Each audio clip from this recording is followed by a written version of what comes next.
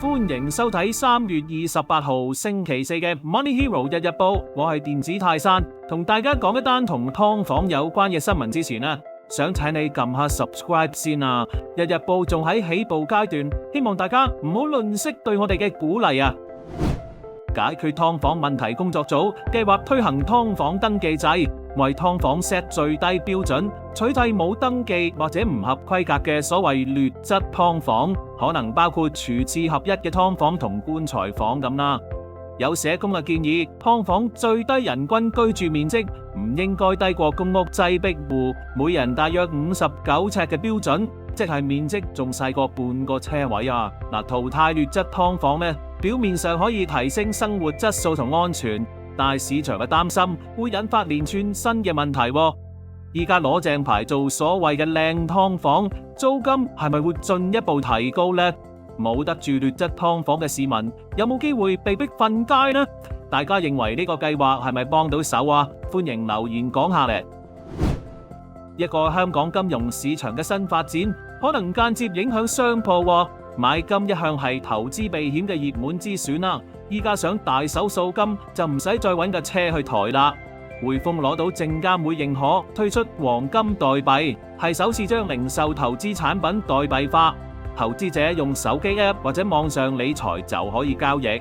黃金代幣簡單講，即係存喺匯豐金庫嘅金條嘅衍生資產，用戶可以購買交易而唔使擔心實物儲存同保管嘅問題。不過同其他新興資產代幣一樣，黃金代幣嘅流動性開初實會比傳統黃金市場輸蝕嘅。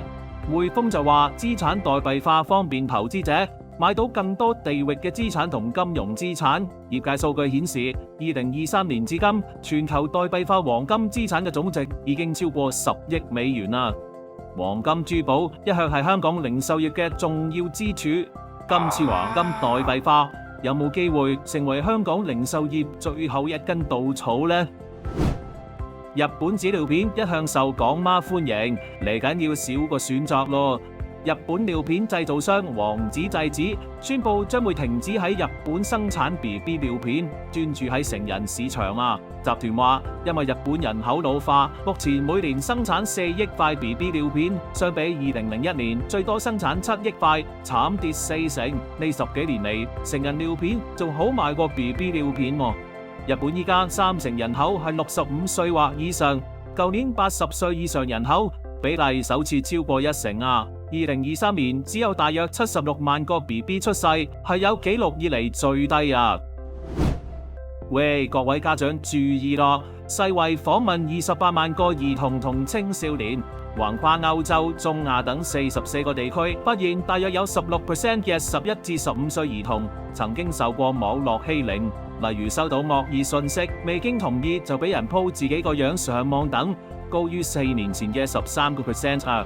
世衛話 Covid 改變咗青少年嘅互動方法，依家每日平均上網長達6個鐘，增加咗網絡欺凌嘅機會。又話今次調查結果已經響起警號，受害者嚴重可能會自殘甚至自殺。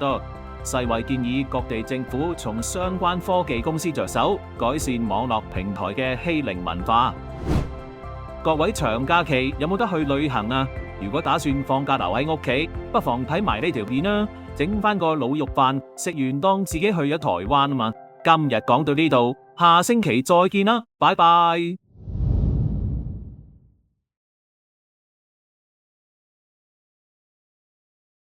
全城獨家最高獎賞只有喺 Money Hero， 而家申請 WeLand 私人貸款，批唔批到都送1000蚊現金券㗎。